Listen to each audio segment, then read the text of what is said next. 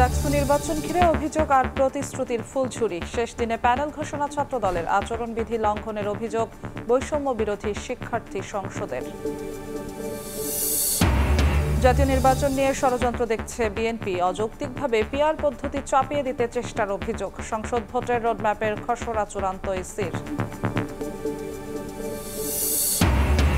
নয়াদিল্লি ও কলকাতায় আওয়ামী লীগের দলীয় অফিস খোলায় বাংলাদেশের উদ্বেগ। দ্রুত বন্ধে ব্যবস্থা নিতে ভারতের প্রতি পররাষ্ট্র মন্ত্রণালয়ের অনুরোধ।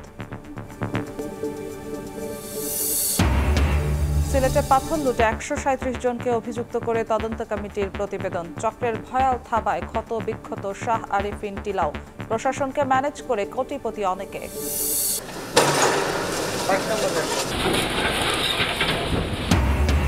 গুড়িয়ে দেয়া হলো সাবেক প্রতিমন্ত্রী নসরুল হামিদের বাংলো বাড়ি। কেরানীগঞ্জে বুড়িগঙ্গা তীর দখল করে তৈরি অবৈধ স্থাপনা উচ্ছেদে বিআইডব্লিউটি এর অভিযান।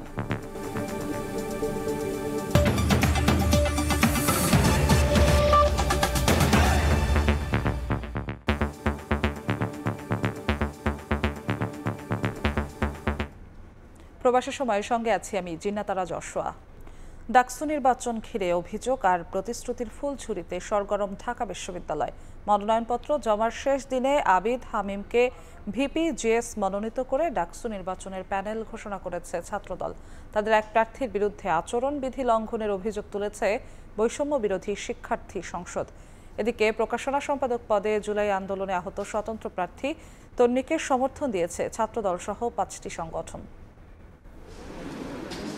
ঢাকা বিশ্ববিদ্যালয় কেন্দ্রীয় ছাত্র সংসদ ডাকসু ও হল সংসদে প্রতিদ্বন্দ্বিতার জন্য মনোনয়ন ফরম জমা দেওয়ার শেষ দিনে নবাব নওয়াব আলী চৌধুরী সিনেট ভবনে প্রার্থীদের ভিড়। বুধবার সকাল থেকেই স্বতন্ত্র সহ বিভিন্ন প্যানেলের অনেক প্রার্থী মনোনয়ন ফরম জমা দেন। নারী শিক্ষার্থীদের নিরাপত্তা, পরিবেশ বান্ধব ক্যাম্পাস বিনির্মাণ সহ নানা প্রতিশ্রুতি তাদের। এদিন দুপুরে অপরাজয় বাংলার পাদদেশে আবিদুল ইসলাম খানকে ভিপি এবং শেখ তানভীর বাড়ি হামিমকে জিএস ও তানভীর আল হাদিমায়েতকে এজিএস প্রার্থী করে ২৭ সদস্যের প্যানেল ঘোষণা করে জাতীয়তাবাদী ছাত্রদল। গবেষণা ও প্রকাশনা সম্পাদক পদে সমর্থন দেয় সানজিদ আক্তার তন্নিকে। পরে রিটার্নিং অফিসারের কার্যালয়ে মনোনয়নপত্র জমা দেয় পুরো প্যানেল। ডাকসুর সহসভাপতি হিসাবে ছাত্রদল মোহাম্মদ আবিদুল ইসলাম খানকে মনোনীত করেছে। জিএস সাধারণ সম্পাদক হিসাবে শেখ তানভীর বাড়ি হামিমকে নির্বাচিত করেছে। রক্ত দিয়ে এই অঙ্গীকার ধরে রেখেছিল। আজকে তাদের এই রক্তের বিনিময়ে অপরাজয় বাংলার পাদদেশে দাঁড়িয়ে একটি গণতান্ত্রিক বাংলাদেশ বিনির্মাণের সূচনা শুরু হয়েছে। মনোনয়ন ফরম জমা দেয় গণতান্ত্রিক ছাত্র সংসদ সমর্থিত প্যানেল বৈষম্য বিরোধী শিক্ষার্থী সংসদ। পরে ঢাকা বিশ্ববিদ্যালয়ের কেন্দ্রীয় লাইব্রেরির সামনে ঘোষণা করা হয় পূর্ণাঙ্গ প্যানেল। ছাত্রদলের জিএস প্রার্থীর বিরুদ্ধে আচরণবিধি লঙ্ঘনের অভিযোগ আনেন গণতান্ত্রিক ছাত্র সংসদ সমর্থিত জিএস প্রার্থী। একজন প্রার্থী তার শুরুটাই করেছেন আচরণবিধি লঙ্ঘন করে। সেই প্রার্থী যদি ঢাকা বিশ্ববিদ্যালয়ে ভুলেও নির্বাচিত হয়ে যায়, সেই ক্যাম্পাসকে কি করবে আমরা সেটা নিয়ে সন্দিহান। ছাত্র অধিকার পরিষদ সমর্থিত ডাকসু ফর চেঞ্জ সহ অপরাজয় ৭১ ও অদম্য ২৪ নামে প্যানেল ঘোষণা করে ছাত্র ইউনিয়ন ও সমাজতান্ত্রিক ছাত্র ফ্রন্টের একাংশ। এছাড়া স্বতন্ত্র প্যানেলের ওমামা ফাতেমা সহ বেশ কয়েকজন পরিচিত মুখও মনোনয়ন ফরম জমা দেন। ঢাকা বিশ্ববিদ্যালয়ের নানানবিধ সমস্যাকে যাতে আমরা এই প্যানেলের মধ্য দিয়ে অ্যাড্রেস করতে পারি এবং সাধারণ শিক্ষার্থীদের জন্য যাতে একটি আলোকবর্তিকা আমরা হয়ে উঠতে পারি। এখনও আচরণবিধি লঙ্ঘনের অভিযোগ পাওয়া যায়নি জানিয়ে চিফ রিটার্নিং অফিসার বলেন, ডাকসু নির্বাচনে কোনো ছাত্র সংগঠন দলীয় পরিচয়ে নির্বাচন করছে না। ডাকসুতে কোনো সংগঠনের ইলেকশন না। ব্যালট পেপার যখন তৈরি হবে সেখানে কোনো দলীয় পরিচয় নাই, কোনো মার্কা নাই, কিন্তু ডাকসুতে যখন তারা আসতেছে তারা এক একজন বৈধ ছাত্রছাত্রী তারা ইলেকশন করবে। এদিকে জামাল উদ্দিন খালিদ ও মাহিন সরকারের নেতৃত্বে স্বতন্ত্র প্যানেল ঘোষণা করা হয়। প্যানেল ঘোষণা উপলক্ষে শাকির আহমেদ, সময় সংবাদ, ঢাকা। এদিকে রাজশাহী বিশ্ববিদ্যালয়ে ছাত্র সংসদ নির্বাচনের ধোঁয়াশা কাটল। মনোনয়নপত্র বিতরণ কার্যক্রমে নিষেধাজ্ঞা প্রত্যাহার করা হয়েছে। রাকসুর দায়িত্বপ্রাপ্ত শিক্ষকরা জানান, আগামী ২৪, ২৫ ও ২৬ আগস্ট মনোনয়নপত্র বিতরণ কার্যক্রম চলবে। নির্ধারিত সময়ে অনুষ্ঠিত হবে ভোট। দীর্ঘ ৩৬ বছর পর তফসিল ঘোষণা করা হয় রাজশাহী বিশ্ববিদ্যালয় ছাত্র সংসদ নির্বাচনের। তফসিল অনুযায়ী বুধবার সকাল থেকে রাকসু, হল সংসদ ও সিনেটে ছাত্র প্রতিনিধি নির্বাচনের মনোনয়নপত্র বিতরণ কার্যক্রম শুরুর কথা, কিন্তু তা বন্ধের নোটিশ দেয় কর্তৃপক্ষ। মঙ্গলবার রাতে জরুরি বিজ্ঞপ্তির মাধ্যমে দেয়া নোটিশে উল্লেখ করা হয়, অনিবার্য কারণবশত বন্ধ থাকবে রাকসু, হল সংসদ ও সিনেট ছাত্র প্রতিনিধি নির্বাচনের মনোনয়নপত্র বিতরণ কার্যক্রম। এমন সিদ্ধান্তে রাকসু নির্বাচন নিয়ে সংশয় প্রকাশ করেন শিক্ষার্থী ও ছাত্র সংগঠনগুলো। তবে বিকেলে রাকসুর দায়িত্বপ্রাপ্ত শিক্ষকরা বৈঠক শেষে জানান, আগামী 24, 25 ও 26 আগস্ট মনোনয়নপত্র বিতরণ কার্যক্রম চলবে। নির্ধারিত সময়ে অনুষ্ঠিত হবে ভোট। মানুষের মনে সন্দেহ অথবা ভিন্ন কিছু মানুষ ভাবতে পারে এমন কোনো পরিস্থিতি তৈরি হলে সেটা নির্বাচন কমিশন দৃঢ়ভাবে লজিস্টিক সাপোর্ট রয়েছে এবং নির্বাচন কমিশন সেভাবে তৎপর রয়েছে। নির্ধারিত সময়ে রাকসু, হল সংসদ ও সিনেট নির্বাচন করার দাবি জানিয়েছেন ছাত্র সংগঠনগুলো। ছাত্রদল অবশ্যই রাকসু নির্বাচন করবে, সকল নির্বাচনে অংশগ্রহণ করবে, উৎসবমুখর হবে। অংশগ্রহণমূলক একটা প্রতিযোগিতামূলক একটা সফল রাকসু আমরা আশা করি আর কি। সেপ্টেম্বর যে রাকসু হওয়ার কথা, আমরা চাই সে টাইমের মধ্যে ওনারা যেন রাকসুটা কার্যকর করতে পারে। এ পর্যন্ত মোট 14 বার রাকসু নির্বাচন অনুষ্ঠিত হয়। সবশেষ নির্বাচন হয়েছে 1989 সালে। সাইফুর রহমান রকি, সময় সংবাদ, রাজশাহী। জাতীয় নির্বাচন নিয়ে ষড়যন্ত্র দেখছে বিএনপি। এখনও গণতন্ত্র পুনরুদ্ধার সম্ভব হয়নি মন্তব্য করে নেতারা বলছেন, জনগণের ওপর অযৌক্তিকভাবে পিআর পদ্ধতি চাপিয়ে দেওয়ার চেষ্টা হচ্ছে। বিষয়টি নিয়ে জবরদস্তি হলে নির্বাচন বাধাগ্রস্ত হবে বলেও মত তাদের। 1 সেপ্টেম্বর প্রতিষ্ঠাবার্ষিকী উপলক্ষে সপ্তাহব্যাপী নানা কর্মসূচি ঘোষণা করেছে বিএনপি। 1 সেপ্টেম্বর বাংলাদেশ জাতীয়তাবাদী দল বিএনপির 47তম প্রতিষ্ঠাবার্ষিকী। এই উপলক্ষে নয়াপল্টনে দলটির কেন্দ্রীয় কার্যালয়ে যৌথ সভা করেন নেতারা। পরে সংবাদ সম্মেলন করেন তারা। বিএনপির সিনিয়র যুগ্ম মহাসচিব রুহুল কবির রিজভী বলেন, শহীদ রাষ্ট্রপতি জিয়াউর রহমানকে দেশি বিদেশি ষড়যন্ত্রে হত্যা করা হয়েছিল। এখনও গণতন্ত্র পুনরুদ্ধার সম্ভব হয়নি মন্তব্য করে তিনি বলেন, নির্বাচন নিয়ে নানা ধরনের ষড়যন্ত্র চলছে। গণতন্ত্র এখনো পুনরুদ্ধার হয়নি। আমাদের সেই গণতন্ত্রকে পুনরুদ্ধারের জন্য আরও আমাদেরকে হয়তো বিপদ সংকুল পথ অতিক্রম করতে হবে। আমাদের অবাধ সুষ্ঠু নির্বাচন এখনো নিশ্চিত হয়নি। নানা ধরনের আমরা চক্রান্তের কথা শুনি, নানা ধরনের মাস্টার প্ল্যানের কথা শুনি।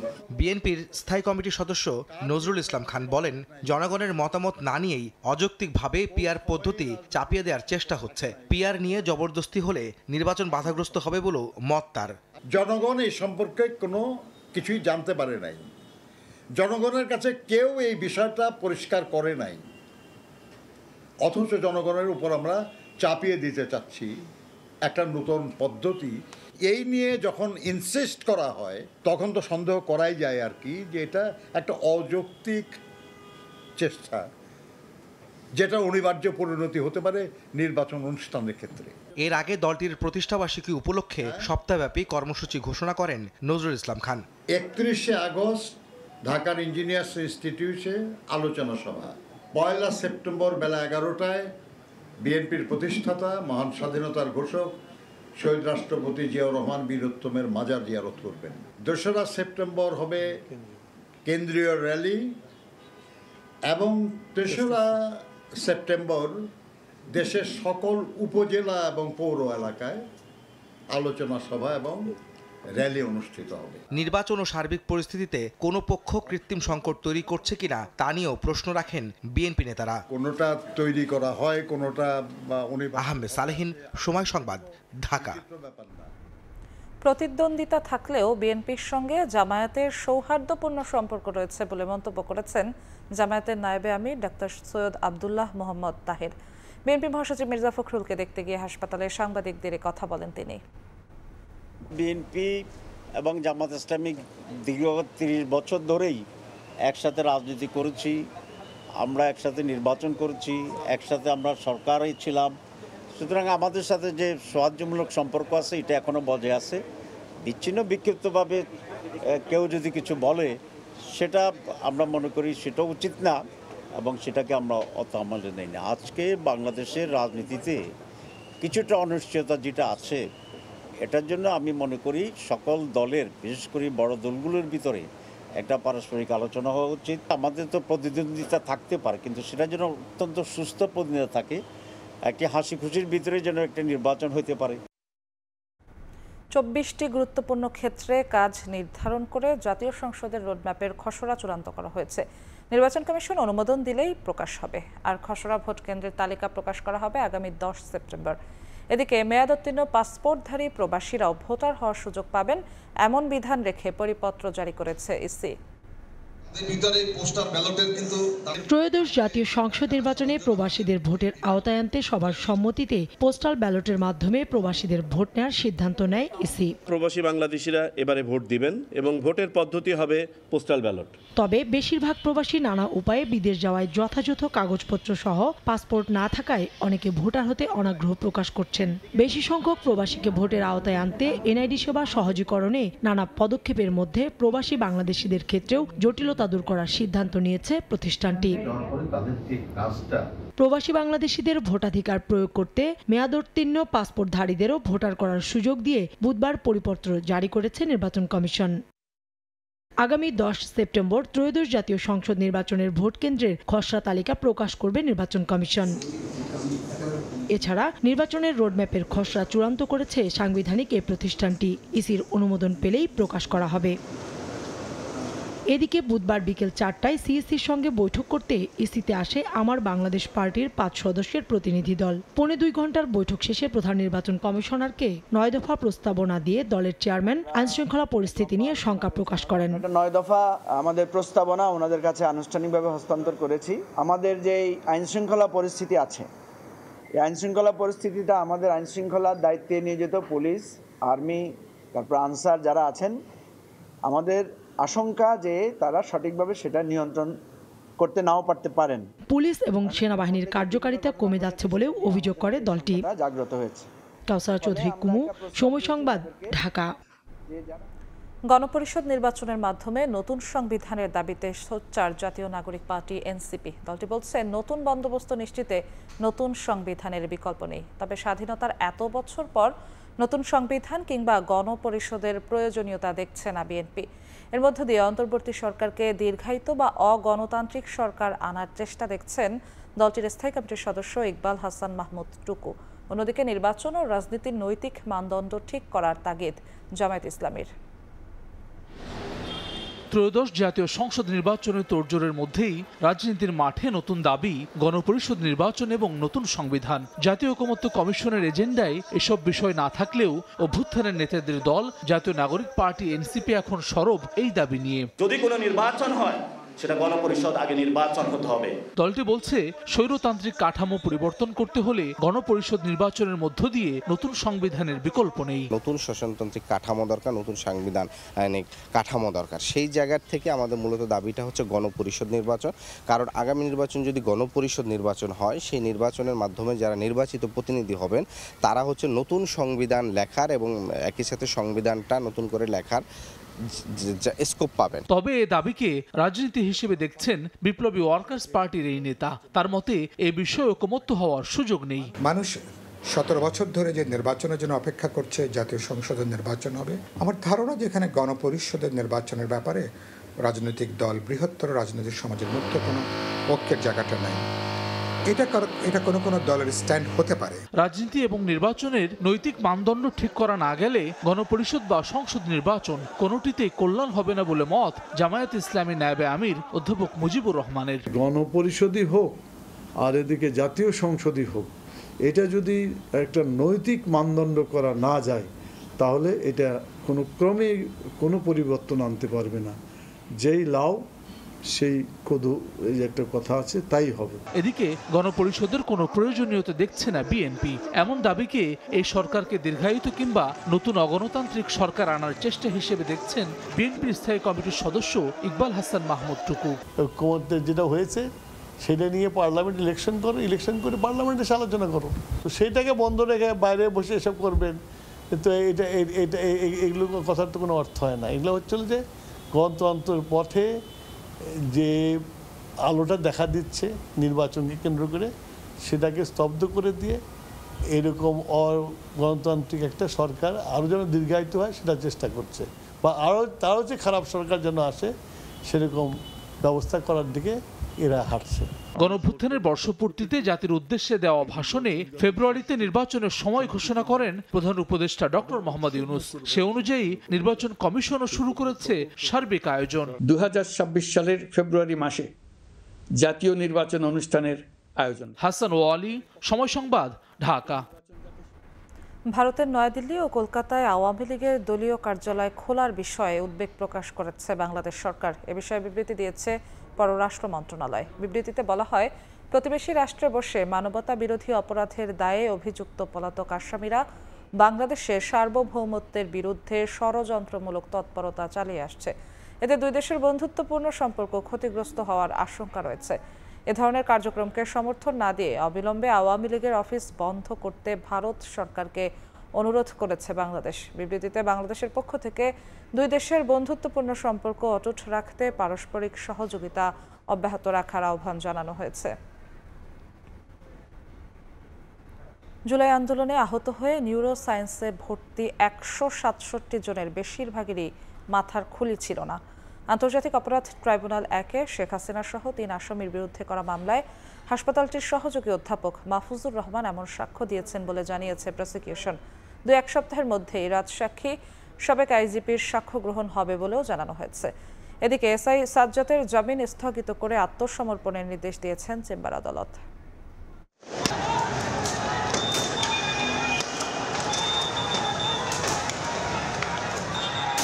জুলাই হত্যাযজ্ঞের মামলায় শেখ হাসিনা সহ 3 জনের বিরুদ্ধে 6ষ্ঠ দিনের সাক্ষ্য গ্রহণ। বুধবার সকালে 13তম ব্যক্তি হিসাবে শুরুতেই সাক্ষ্য দেন নিউরোসায়েন্স হাসপাতালের সহযোগী অধ্যাপক ডাক্তার মাহফুজুর রহমান। পরে ব্রিফিংয়ে প্রসিকিউশন জানায়, রাজধানীর ন্যাশনাল ইনস্টিটিউট অফ নিউরোসায়েন্স ও হাসপাতালে জুলাই আন্দোলনে আহত হয়ে ভর্তি হওয়া 167 জনের বেশিরভাগের মাথার খুলি ছিল না বলে সাক্ষ্য দিয়েছেন ডাক্তার মাহফুজ। গোয়েন্দারা চিকিৎসায় বাধা ও আন্দোলনে আহতদের ছাড়পত্র দিতে নিষেধ করেন বলেও জবানবন্দিতে উঠে এসেছে। যেই 167 জনের অধিকাংশের মাথার খুলি উড়ে গেছিল, সকলের না, কারো বুকে লেগেছে, কারো গলায় লেগেছে, কারো মুখে লেগেছে। বহু রুগী আসছে। এখন রুগী আসার পরে ডিবি থেকে তাকে বলা হলো যে আপনারা যে সমস্ত রুগী ভর্তি হয়েছে তাদেরকে ছাড়বেন না। কেন? তাদের বিরুদ্ধে আইনানুগ ব্যবস্থা নেওয়া হবে। এটা একটা বলেছেন, আর একটা হচ্ছে নতুনভাবে কোনো চিকিৎসা নেবেন না। আন্তর্জাতিক অপরাধ ট্রাইব্যুনাল 2-1 সপ্তাহের মধ্যেই আসামি থেকে রাজসাক্ষী হওয়া সাবেক আইজিপির সাক্ষ্য গ্রহণ করবেও বলে জানান প্রসিকিউটর। সামনে 2-1 সপ্তাহ, যদি পরের সপ্তাহে যাই। এখন কোনো কারণে হয়তো পিছিয়ে গেল, যেমন গতকাল আমরা বিশেষ কারণে ডিফেন্স লয়ারের অসুবিধার কারণে কোর্টটা করতে পারিনি, এটা হতে পারে। তামাক নিয়ে সচেতনতা তৈরি করা না গেলে আগামী প্রজন্মের ভবিষ্যৎ অনিশ্চিত হয়ে পড়বে বলে মন্তব্য করেছেন প্রধান উপদেষ্টা ডক্টর মোহাম্মদ ইউনূস। বুধবার সকালে রাজধানীর তেজগাঁওয়ে প্রধান উপদেষ্টার কার্যালয়ে অসংক্রামক রোগ প্রতিরোধে আন্তঃমন্ত্রণালয় যৌথ ঘোষণাপত্র স্বাক্ষর অনুষ্ঠানে একথা বলেন তিনি। এ সময় তিনি নারী ও শিশুরা যেন অসংক্রামক রোগের চিকিৎসা অগ্রাধিকার ভিত্তিতে পায় সেদিকে খেয়াল রাখার নির্দেশনা দেন। স্বাস্থ্য সচেতনতাকে সামাজিক আন্দোলনের রূপ দিতে সবাইকে এগিয়ে আসার আহ্বান জানান তিনি। এ সময় সংশ্লিষ্ট দপ্তরের প্রতিনিধিরা ডক্টর মোহাম্মদ ইউনূসের হাতে ঘোষণাপত্র তুলে দেন। পরে প্রধান উপদেষ্টা সবাইকে ঘোষণাপত্র বাস্তবায়নে উদ্যোগী হওয়ার আহ্বান জানান। তরুণদের মধ্যে অনেকে একই সাথে পুষ্টিহীনতায় ভুগছে, আবার অতিরিক্ত ওজন নিয়ে শারীরিক ঝুঁকিপূর্ণ পরিস্থিতিতে রয়েছে।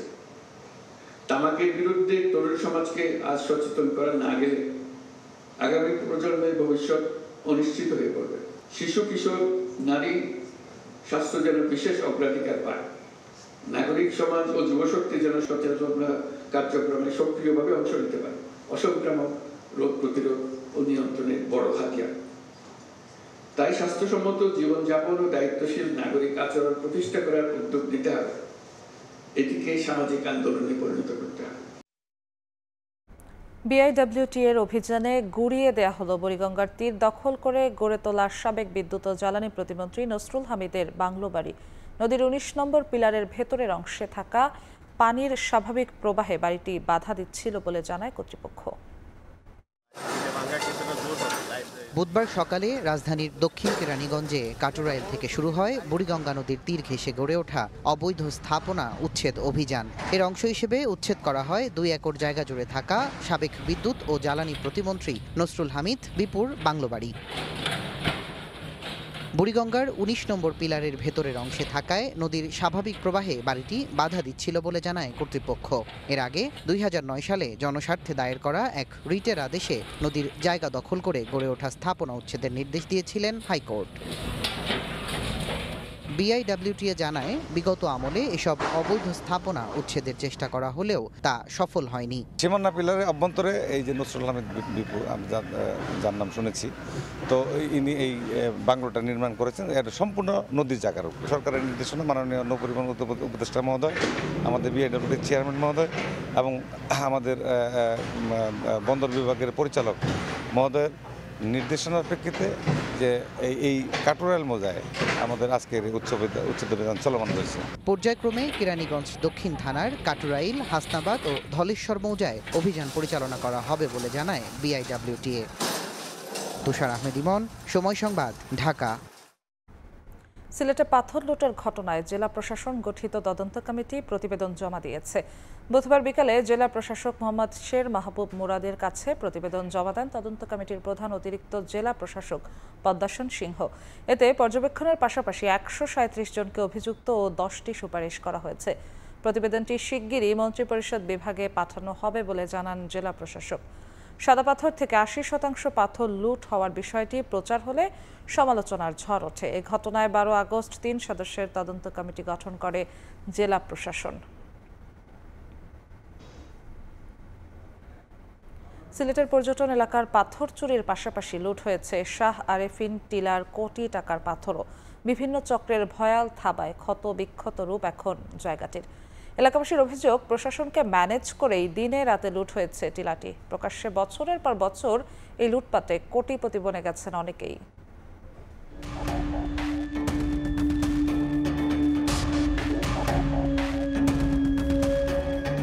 বিভিন্ন চক্রের ভয়াল থাবায় ক্ষতবিক্ষত রূপ সিলেটের কোম্পানিগঞ্জের শাহ আরেফিন টিলার পর্যটন এলাকা। সাদা পাথরের পাশাপাশি বছরের পর বছর ধরে লুট হয়েছে টিলার কোটি টাকার পাথর। এলাকাবাসীর অভিযোগ, একসময়ে আওয়ামী লীগের শামীম বাহিনী, তারপরে অন্তত আরো 9টি আলাদা গ্রুপের নেতৃত্বে মাটি খুঁড়ে লুট হয় কোটি কোটি ঘনফুট। শামীম আছেন, কিন্তু শামীম কিছু জায়গা খাইছে মানুষের দুর্যোগ করে। প্রশাসনের নাকের ডগায় বছরের পর বছর ধরে চলা এই কর্মকাণ্ড গেল 4 দিন ধরে বন্ধ রেখেছে চক্রটি। ভাগ পাওয়ার অভিযোগ আছে থানার ওসি থেকে শুরু করে বিভিন্ন পর্যায়ের ব্যক্তির বিরুদ্ধে। কোম্পানিগঞ্জে যে ওখানের ওসি কেমন ভাবে চলছে, তার চলাটা যে সর্বদলীয় চলা, তবে অভিযোগের বিষয়ে কথা বলতে রাজি হননি কোম্পানিগঞ্জ থানার সংশ্লিষ্ট কর্মকর্তা। এদিকে বুধবার কোম্পানিগঞ্জ পরিদর্শনে গিয়ে লুটপাটের সঙ্গে জড়িতদের চিহ্নিত করে ব্যবস্থা নেওয়ার আশ্বাস দিয়েছেন বিভাগীয় কমিশনার। এই সীমাবদ্ধতাগুলো অতিক্রম করে এখন আমরা কনসার্টেড এফোর্ট নিয়ে সবাই মিলে সম্মিলিতভাবে আমরা কাজ করছি। আমরা মনে করি যে আমরা সফল হব। পর্যটন এলাকার বাইরে থানার কাছাকাছি এই টিলা থেকে প্রতি রাতে শতাধিক ট্রাকে করে সরিয়ে নেওয়া হতো পাথর। এখনো এলাকা জুড়ে স্তূপ করে রাখা হয়েছে অবৈধ উপায়ে উত্তোলন করা পাথর। আমিনুল ইসলাম, সময় সংবাদ, সিলেট। দায়িত্ব অবহেলার অভিযোগে দুদকের 2 উপপরিচালক কমলেশ মণ্ডল ও হাসানুল কবির পলাশকে সাময়িক বরখাস্ত করা হয়েছে। এদিন আওয়ামী লীগের 2 মন্ত্রীর এপিএস এবং সাবেক এক এমপির বিরুদ্ধে অবৈধ সম্পদের মামলাও করেছে সংস্থাটি। ঢাকা ওয়াসার অতিরিক্ত প্রধান প্রকৌশলী আখতারুজ্জামান সহ কয়েকজনের বিরুদ্ধে ঠিকাদারি নিয়োগে দুর্নীতির অভিযোগে অনুসন্ধানের দায়িত্ব পান দুদকের উপপরিচালক কমলেশ মণ্ডল। কিন্তু 2022 সাল থেকে 2025 সালের এপ্রিল পর্যন্ত নির্ধারিত সময়ে প্রতিবেদন দাখিল না করায় তাকে সাময়িক বরখাস্ত করা হয়েছে।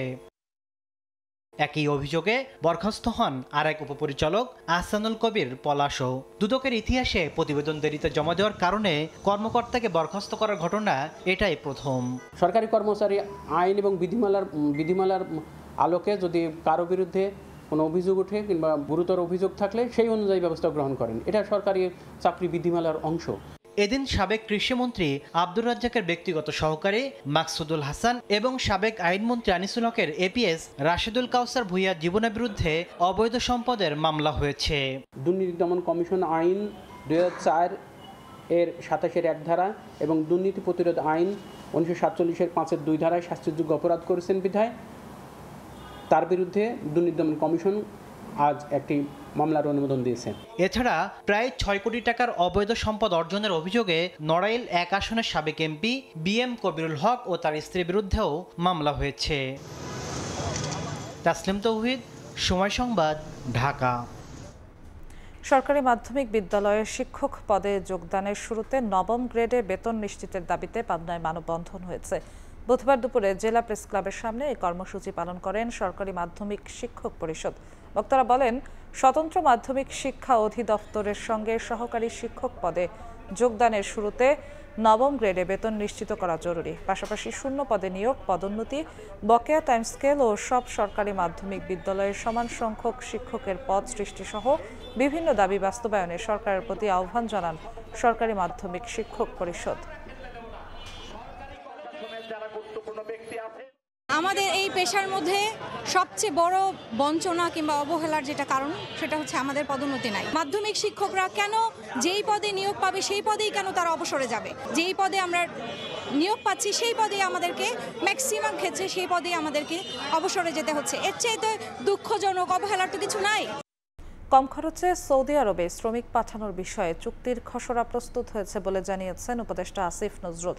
বুধবার বিকেলে প্রবাসী কল্যাণ ও বৈদেশিক কর্মসংস্থান মন্ত্রণালয়ে এক সংবাদ সম্মেলনে তিনি আরও জানান, মালয়েশিয়ার শ্রমিকদের জন্য মাল্টিপল ভিসার ব্যবস্থা করা হয়েছে। গত 1 বছরে 24% রেমিটেন্স বৃদ্ধি পেয়েছে বলেও জানান উপদেষ্টা।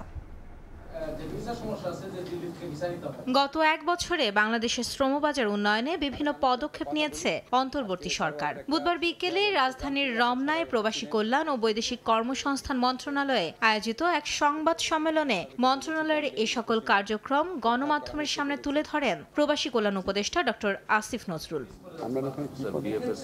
প্রথমবারের মতো কম খরচে সৌদি আরবে শ্রমিক পাঠাতে চুক্তির খসড়া প্রস্তুত হয়েছে বলে জানান প্রবাসী কল্যাণ উপদেষ্টা। এছাড়াও গত বছরের তুলনায় 24% রেমিটেন্স বৃদ্ধির সুখবরও দেওয়া হয় সংবাদ সম্মেলনে। বাংলাদেশের ইতিহাসে প্রথমবারের মতো সৌদি আরবের সাথে আমরা প্রবাসী শ্রমিক পাঠানোর জন্য নিরাপদে যেতে পারে, কম খরচে যেতে পারে, এটা লক্ষ্যে একটা চুক্তি করছি। চুক্তিটার খসড়া চূড়ান্ত হয়েছে, জাস্ট সাইনিং এর ডেট ঠিক করার আলোচনা চলছে। আগের অর্থ বছরের তুলনায় রেমিটেন্স আপনার 24% বৃদ্ধি পেয়েছে। এটা একটা বিগ নাম্বার। এর আগে যে 17,000 শ্রমিক মালয়েশিয়া যেতে পারেনি তাদের মধ্য থেকে প্রথম ধাপে বোয়েসেলের মাধ্যমে 8,000 কর্মীকে পাঠানোর প্রক্রিয়া চলছে বলে জানান উপদেষ্টা।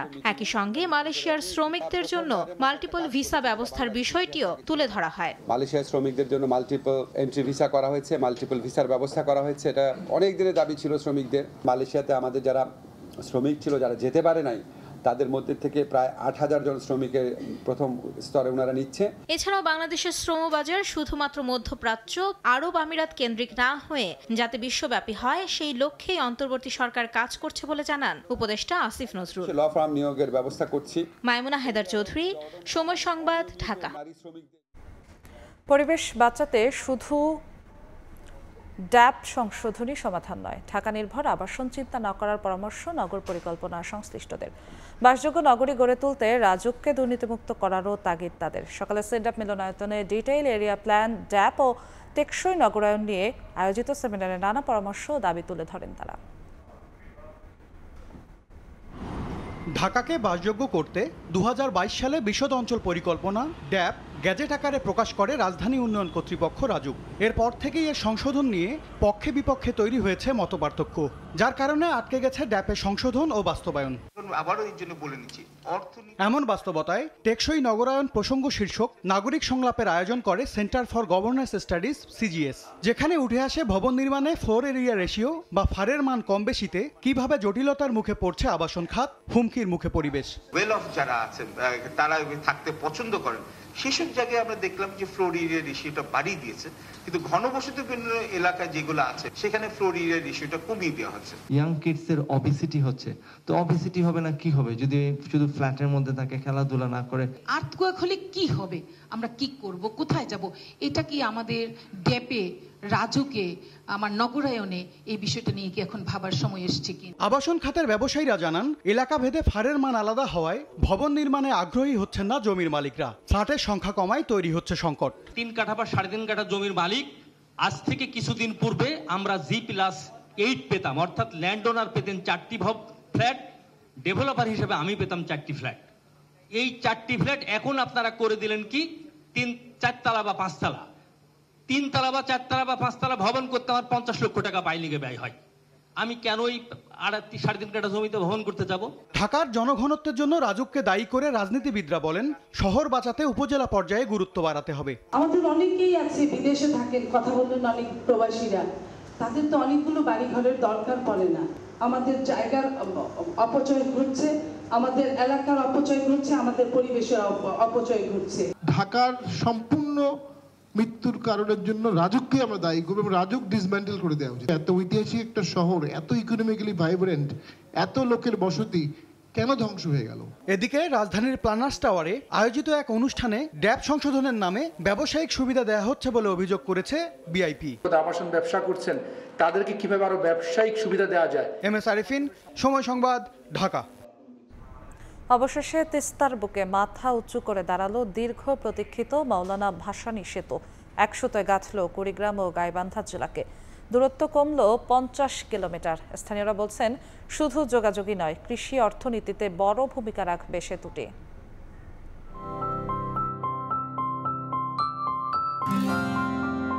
তিস্তার বুকে ডানা মেলল গাইবান্ধা ও কুড়িগ্রামবাসীর দীর্ঘদিনের স্বপ্ন। মাওলানা ভাসানী সেতুর মাধ্যমে সৃষ্টি হল 2 জেলার সড়ক যোগাযোগ ব্যবস্থায় নতুন মাইলফলক। উচ্ছ্বসিত এই জনপদের মানুষ। বুধবার দুপুরে সেতুটির উদ্বোধন করেন স্থানীয় সরকার, পল্লী উন্নয়ন ও সমবায় উপদেষ্টা আসিফ মাহমুদ সজীব ভূঁইয়া। এরপর সেতুটি জনসাধারণের জন্য খুলে দেওয়া হয়। উৎসবমুখর পরিবেশে সেতু দিয়ে পারাপার হচ্ছেন এলাকাবাসী। তারা বলছেন গাইবান্ধার সুন্দরগঞ্জের হরিপুর ও কুড়িগ্রামের চিলমারির মধ্যে সংযোগ স্থাপনের সুযোগ তৈরি হলো সহজে কৃষি পণ্য সরবরাহের। আমাদের উত্তরবঙ্গের একটা গর্ব, আমাদের স্বপ্ন পূরণ হয়েছে, এতে আমরা সবাই উচ্ছ্বসিত। কুড়িগ্রাম থেকে ঢাকা যাইতে 135 কিলোমিটার পর্যন্ত রাস্তা সেভ হচ্ছে। ব্যবসা বাণিজ্যের ক্ষেত্রে আমাদের একটা সেতু বন্ধন দৃষ্টান্ত হিসেবে উপস্থাপন হলো। অনুষ্ঠানে যোগ দিয়ে এনসিপির সদস্য সচিব আক্তার হোসেন বলেন, ভারতের আধিপত্যবাদী আগ্রাসনের কারণে তিস্তা সংকট তৈরি হয়েছে। আর নির্বাচনের প্রশ্নে উপদেষ্টা আসিফ মাহমুদ সজীব ভূঁইয়া বলেন, এখনো জুলাই সনদের ক্ষেত্রে রাজনৈতিক দলগুলোর মধ্যে মতবিরোধ রয়েছে। এই তিস্তা নদীতে যে সংকটগুলো তৈরি হয় তার বেশিরভাগটা হয় বাংলাদেশের উপরে আধিপত্যবাদী ভারতের আগ্রাসনের কারণে। যদি বন্যার সময়টাতে তারা হুট করে পানি খুলে দেয় তাহলে আমাদের এখানে মানুষকে বন্যায় প্লাবিত হতে হতো না।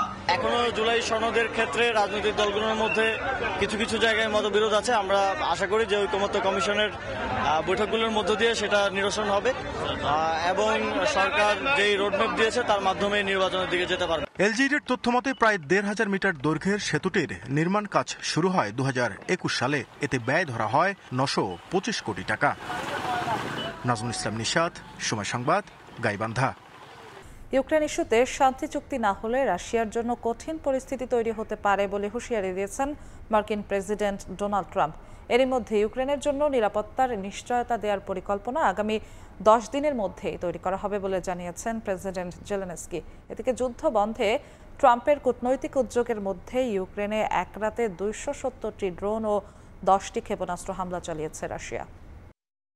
ইউক্রেন যুদ্ধ বন্ধ নিয়ে আশাবাদী হলেও রাশিয়ার প্রেসিডেন্ট ভ্লাদিমির পুতিন হয়তো কোনো চুক্তি করতে চান না বলে মন্তব্য করেছেন মার্কিন প্রেসিডেন্ট ডোনাল্ড ট্রাম্প। মঙ্গলবার মার্কিন টেলিভিশন চ্যানেল ফক্স নিউজকে দেয়া এক সাক্ষাৎকারে তিনি বলেন, এমন হলে পুতিনের জন্য কঠিন পরিস্থিতি তৈরি হতে পারে। তবে আগামী কয়েক সপ্তাহেই পুতিনের অবস্থান স্পষ্ট হবে। অন্যথায় রাশিয়া ও তার কাছ থেকে তেল কেনা দেশগুলোর ওপর বাড়তি নিষেধাজ্ঞা আরোপ করা হবে বলে হুঁশিয়ারি দেন মার্কিন প্রেসিডেন্ট।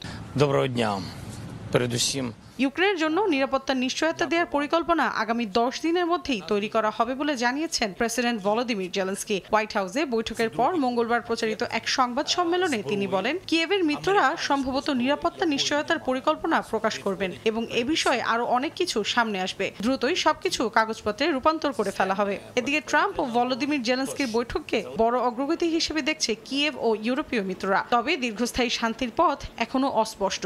এ বিষয়ে জেলেনস্কি বলেন, এটি ইউরোপের 80 বছরের সবচেয়ে ভয়াবহ যুদ্ধ শেষ করার দিকে একটি বড় পদক্ষেপ। আগামী কয়েক সপ্তাহের মধ্যে ট্রাম্প ও ভ্লাদিমির পুতিনকে নিয়ে একটি ত্রিপক্ষীয় বৈঠকের প্রত্যাশা করছেন বলেও জানান তিনি।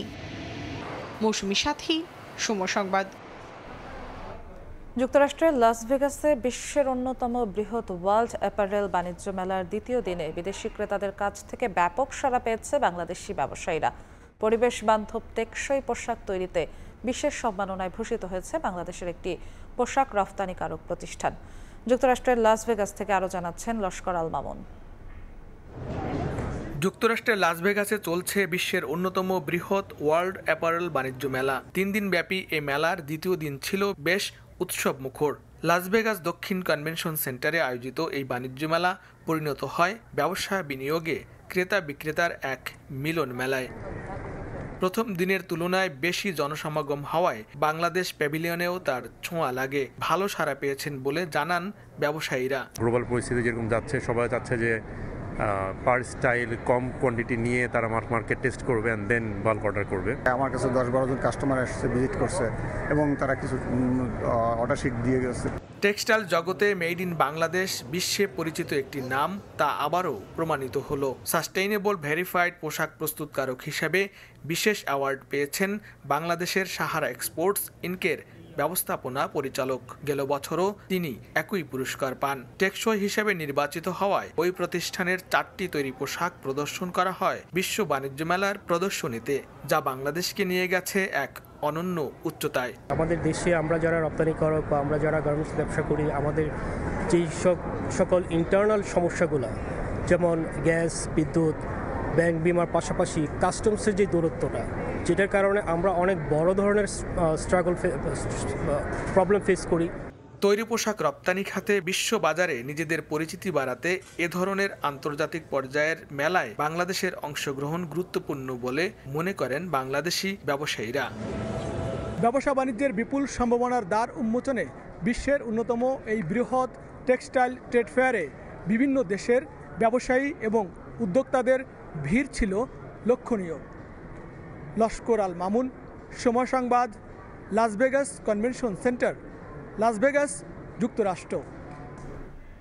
অস্ট্রেলিয়ার সরকারি বিমান সংস্থা কোয়ান্টাস এয়ারওয়েজকে $9 কোটি জরিমানা করেছে দেশটির কেন্দ্রীয় আদালত। করোনা মহামারীর দীর্ঘ লকডাউনের ক্ষতি কমাতে প্রতিষ্ঠানটি 1820 জন কর্মীকে ছাঁটাই করে। সেই অভিযোগেই এই শাস্তি দেওয়া হয় প্রতিষ্ঠানটিকে। জানা গেছে জরিমানার অর্থ ব্যয় করা হবে চাকরি হারানো কর্মচারীদের জন্য। অস্ট্রেলিয়া থেকে SM আমিনুল রুবেলের রিপোর্টে বিস্তারিত। অস্ট্রেলিয়ার জাতীয় বিমান সংস্থা কোয়ান্টাস এয়ারওয়েজ 104 বছর আগে প্রতিষ্ঠিত। কোয়ান্টাস পৃথিবীর একমাত্র এয়ারলাইন্স যা 7টি দেশে বিমান পরিচালনা করে। পৃথিবীর শীর্ষ নিরাপদ কোয়ান্টাস এয়ারওয়েজ কোভিড-19 মহামারীর সময় 1800 জনেরও বেশি গ্রাউন্ড স্টাফকে অবৈধভাবে ছাঁটাই করে এবং ঠিকাদার নিয়োগ করে। এরই জেরে প্রতিষ্ঠানটিকে $9 কোটি জরিমানা করেছে অস্ট্রেলিয়ার কেন্দ্রীয় আদালত। স্থানীয় সময় সোমবার অস্ট্রেলিয়ার ফেডারেল কোর্ট জানান, ব্যবসার ক্ষতিপূরণ পুষিয়ে নেওয়ার লক্ষ্যে অনৈতিকভাবে কর্মী ছাঁটাই অস্ট্রেলিয়ার আইন পরিপন্থী। পরিবহন শ্রমিক ইউনিয়ন জানায়, অন্যায়ভাবে কর্মী ছাঁটাইয়ের কারণে আদালতের রায়ে এত বড় অর্থ জরিমানা একটি বিরল ঘটনা হলেও ভবিষ্যতে অন্যান্য প্রতিষ্ঠানের জন্য দৃষ্টান্ত হয়ে থাকবে। জরিমানার $50 মিলিয়ন অস্ট্রেলীয় ডলার পরিবহন শ্রমিক ইউনিয়নকে প্রদান করা হবে। মহামারী চলাকালীন বরখাস্ত করা 1820 জন কর্মীর পক্ষে মামলাটি দায়ের করেছিল পরিবহন শ্রমিক ইউনিয়ন। 9 মাস আগে বরখাস্তকৃত কর্মীদের জন্য কোয়ান্টাস এবং ইউনিয়ন $120 মিলিয়ন অস্ট্রেলিয়ান ডলারের নিষ্পত্তিতে একমত হয়েছিল। কোভিড মহামারীতে কোয়ান্টাস থেকে হঠাৎ চাকরি হারানোদের মধ্যে অস্ট্রেলিয়ার প্রবাসী বাংলাদেশিদের অনেকেই রয়েছেন বলে জানা গেছে। SM আমিনুল রুবেল, সময় সংবাদ, অস্ট্রেলিয়া। মক্কার পবিত্র কাবা ঘরের তাওয়াফ চত্বরে বিশৃঙ্খলা এড়াতে নতুন নির্দেশনা দিয়েছে সৌদি আরবের হজ ও ওমরাহ মন্ত্রণালয়। ওমরাহ পালন সহজ করতে তাওয়াফের সময় হাজরে আসওয়াদ বা কালো পাথরের পাশে দীর্ঘক্ষণ না দাঁড়াতে মুসল্লিদের সতর্ক করা হয়েছে। এতে শুধু ভিড় বাড়ে না, বরং নিরাপত্তার ঝুঁকিও তৈরি হয় বলে জানিয়েছে মন্ত্রণালয়। আরিফুর রহমানের প্রতিবেদন। মক্কার পবিত্র কাবা চত্বরে প্রতিদিন লাখ লাখ মুসল্লি একসঙ্গে তাওয়াফ করেন। এ সময় অনেকেই হাজরে আসওয়াদ বা কালো পাথরের কাছে গিয়ে স্পর্শ করার চেষ্টা করেন, আর এতেই তৈরি হয় তীব্র ভিড়। এ বিষয়ে হজ ও ওমরা মন্ত্রণালয়ের পক্ষ থেকে জানানো হয়েছে, দীর্ঘক্ষণ কালো পাথরের পাশে দাঁড়ানো শুধু মুসল্লিদের স্বাভাবিক চলাচলে বাধাগ্রস্ত করে না, বরং বাড়িয়ে দেয় নিরাপত্তার ঝুঁকিও। তাই কালো পাথরের কাছে দীর্ঘক্ষণ না দাঁড়াতে মুসল্লিদের সতর্ক করা হয়েছে। কালো পাথর স্পর্শ বা চুম্বন করা একেবারেই বাধ্যতামূলক নয়। তাওয়াফের মূল ইবাদত এতে কোনোভাবেই ব্যাহত হয় না। বর্তমানে সৌদির ভিসা প্রক্রিয়া সহজ হওয়ায় ওমরা যাত্রীদের সংখ্যা আগের চেয়ে বহুগুণ বেড়েছে। এতে তাওয়াফ চত্বরে অতিরিক্ত চাপ সৃষ্টি হচ্ছে বলে জানিয়েছে মন্ত্রণালয়। ইসলামী আলেম ও ধর্মীয় বিশেষজ্ঞরা বলেছেন, এই নির্দেশনা মেনে চললে তাওয়াফ হবে আরো নিরাপদ, স্বস্তিদায়ক এবং পরিপূর্ণ ইবাদত সম্মত। আরিফুর রহমান, সময় সংবাদ, সৌদি আরব। ইতালি প্রবাসী বাংলাদেশি নারীরা দেশটির ভাষা না জানার কারণে অনেকটাই পিছিয়ে রয়েছেন। বিনামূল্যে ভাষা শিক্ষার নানা ব্যবস্থা থাকলেও পারিবারিক দায়িত্ব এবং সময়ের অভাবে সে সুযোগ পাচ্ছেন না তারা। তবে বেশ কিছু সংগঠন নতুন করে ভাষা শেখানোর উদ্যোগ নিয়েছে। ইতালি থেকে হাসান মাহমুদের তথ্যচিত্রে বিস্তারিত। ইতালিতে 2 লাখেরও বেশি বাংলাদেশির বসবাস। এর মধ্যে নারী রয়েছেন 50,000-এরও বেশি, যাদের মধ্যে বেশিরভাগই গৃহিণী। গেল 1 দশক আগে কর্মক্ষেত্রে নারীদের সমাগম তুলনামূলক কম থাকলেও বর্তমানে অনেকটাই বেড়েছে। তবে বাংলাদেশি নারীদের একটি বড় অংশ ইতালীয় ভাষা না জানায় অনেকটাই পিছিয়ে রয়েছেন। ইতালীয়রাও বলছেন, খুব অল্প সংখ্যক বাংলাদেশি গৃহিণী ভাষা সম্পর্কে ধারণা রাখেন। তবে বেশ কিছু সংগঠন নতুন করে ভাষা শেখানোর উদ্যোগ নিয়েছে। যারা এখানে আছেন তারাও ভাষার ব্যাপারে একটু দেরি করে তারা ভাষা শিখেন বা আগ্রহ কম থাকে। বিভিন্ন কাজে আমাদের ভাষা ছাড়া কোথাও রেস্টুরেন্টে ছাড়া জব কাজ কোথাও কিছুই পাওয়া যায় না। এই দেশে থাকি কিন্তু এই দেশের ভাষা আমরা অনেকেই কম জানি, তো এই জন্য আমরা অনেক পিছিয়ে আসছি। দেখা গেছে যে আমরা কোনো কাজে যে কোনো কাজকর্মে, স্কুল, কলেজ, রেস্টুরেন্ট, এমনকি ছোট কাজেও কিন্তু যাওয়াটা পসিবল হয় না অনেক সময়। খুব অল্প সংখ্যক বাংলাদেশি নারী ইতালির ভাষা জানেন। ভাষা জানাটা খুব জরুরি। সরকারি প্রতিষ্ঠান কিংবা ব্যক্তিগত জীবনে এই ভাষা শিখতে হবে, সে কারণে আমাদের এই উদ্যোগ। প্রবাসী বাংলাদেশিদের বিশ্বাস, এই নারীরা আত্মবিশ্বাস নিয়ে ভাষা শিক্ষার ব্যাপারে এগিয়ে আসবে এবং সমাজে প্রতিষ্ঠিত হওয়ার সুযোগ গ্রহণ করবে। সময় সংবাদ, ইতালি। আয়ারল্যান্ডের রোজকমন কাউন্টির লক্কি কয়েক হাজার বছর আগের জনবসতিপূর্ণ এলাকা ছিল এর আশেপাশে। সেখানে হ্রদ সৃষ্টির পেছনেও রয়েছে অলৌকিক ইতিহাস। মধ্যযুগীয় আইরিশ সাহিত্যের জাগরণে ঐতিহাসিক এই স্থানটির গুরুত্ব ছিল ব্যাপক। সৈয়দ জুয়েলের রিপোর্টে বিস্তারিত। আইরিশ লস্যি থেকে এসেছে লক্কি নাম। আইরিশ পুরাণে সিসিলিয়ান দেবতা নুয়াদার ডুইড ম্যাকটুইরেডের দ্বিতীয় যুদ্ধে তিনি আহত হয়ে আয়ারল্যান্ডের রোজকমন কাউন্টির নিকটবর্তী বয়েল শহরে লক্কিতে বিশ্রামের জন্য বসেন। তখন জায়গাটি ছিল ফুলে ভরা এক সমতল ভূমি। এরপর সেখানেই মৃত্যুবরণ করেন তিনি। যখন তাকে চিরনিদ্রায় শায়িত করার জন্য কবর খননের কাজ শুরু হয়, সে সময়ে অলৌকিকভাবে একটি হ্রদের সৃষ্টি হয়ে পুরো সমতল ভূমি প্লাবিত হয়ে যায়। তার নাম অনুসারেই হ্রদের নাম হয় লস্যি। 840 একর জুড়ে সৃষ্টি এই হ্রদ ক্যাসেল, ট্রিনিটি, বুলক, ড্রামম্যান্স আইল্যান্ড সহ 30টিরও বেশি বনভূমি রয়েছে এর চারপাশে। রয়েছে প্রায় 1000 বছর আগের রাজকীয় বাসস্থান, যেখানে এসে থাকতেন তৎকালীন ব্রিটিশ রাজা রানী, যেটিতে প্রবেশ করা হতো হ্রদের তলদেশ দিয়ে। ঐতিহাসিক এই জায়গাটিতে আয়ারল্যান্ডের গলওয়ে বাংলাদেশ কমিউনিটি বড়দের পাশাপাশি ছোটদের নিয়ে হাজির হয় এর সৌন্দর্য ও ইতিহাসের সঙ্গে পরিচিত করাতে। ঐতিহাসিক এমন স্থানে গিয়ে দারুণ খুশি আগত ও আয়োজকরা। এটা একটা সুন্দর জায়গা, এখানে আমরা নিয়ে আসছি সবাইকে। লক্কি ঘিরে রেখেছে 800 একর পার্কের রিং দুর্গগুলো। ধারণা করা হয় এগুলোই সবচেয়ে প্রাচীনতম নিদর্শন। অনেক ছোট ছোট দ্বীপের মাঝে এখনো মধ্যযুগীয় ধ্বংসাবশেষ ছড়িয়ে ছিটিয়ে রয়েছে। মধ্যযুগীয় আইরিশ সাহিত্যের জাগরণে ঐতিহাসিক এই স্থানটির গুরুত্ব ছিল ব্যাপক। আয়ারল্যান্ডের ইতিহাস ও সমৃদ্ধি খুঁজতে হলে অবশ্যই আপনাকে আসতে হবে লক্কিতে। এখানে রয়েছে হাজার হাজার বছরের ইতিহাস ও সমৃদ্ধি। রোজকমনের এই লক্কিতে রয়েছে সৌন্দর্যের সেই লীলাভূমি। আয়ারল্যান্ডের লক্কির সামনে থেকে সৈয়দ জুয়েল, সময় সংবাদ। বাংলাদেশ জাতীয়তাবাদী স্বেচ্ছাসেবক দলের 45তম প্রতিষ্ঠা বার্ষিকী পালন করেছে দলটির মালদ্বীপ শাখার নেতাকর্মীরা। মঙ্গলবার স্থানীয় সময় রাতে রাজধানী মালের একটি রেস্টুরেন্টে সংগঠনটির পক্ষ থেকে আলোচনা সভা ও দোয়া মাহফিলের আয়োজন করা হয়। এতে স্বেচ্ছাসেবক দলসহ মালদ্বীপ বিএনপির অঙ্গ ও সহযোগী সংগঠনের নেতাকর্মীরা উপস্থিত ছিলেন। বেগম খালেদা জিয়া ও তারেক রহমানের সুস্বাস্থ্য কামনা সহ জুলাইয়ে শহীদদের স্মরণে দোয়া করা হয়। সভায় সংগঠনটির মালদ্বীপ শাখার সভাপতি মাসুম মুন্না সহ প্রধান অতিথি হিসেবে উপস্থিত ছিলেন মালদ্বীপ বিএনপির সভাপতি মোহাম্মদ খলিলুর রহমান।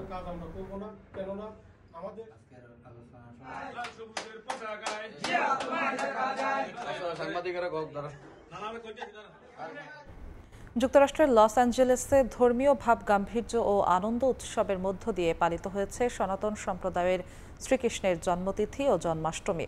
এ উপলক্ষে লস অ্যাঞ্জেলেস হিন্দু মন্দির এবং কালচারাল সেন্টারে আয়োজন করা হয় পূজার্চনা ও মহানাম কীর্তন শোভাযাত্রা।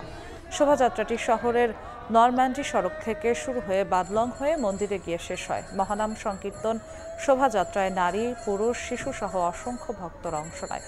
শেষে বিশ্বের মানব জাতির কল্যাণে বিশেষ প্রার্থনা করা হয়।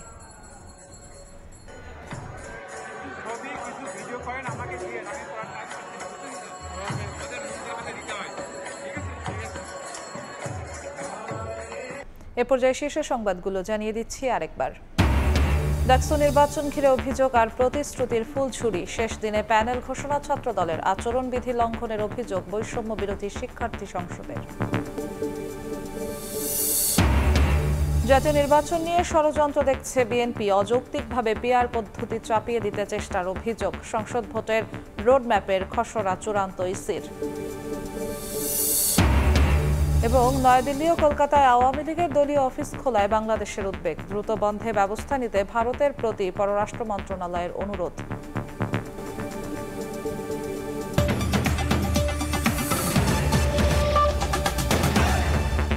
এই ছিল প্রবাসী সময়ের সঙ্গেই থাকুন সময়ের।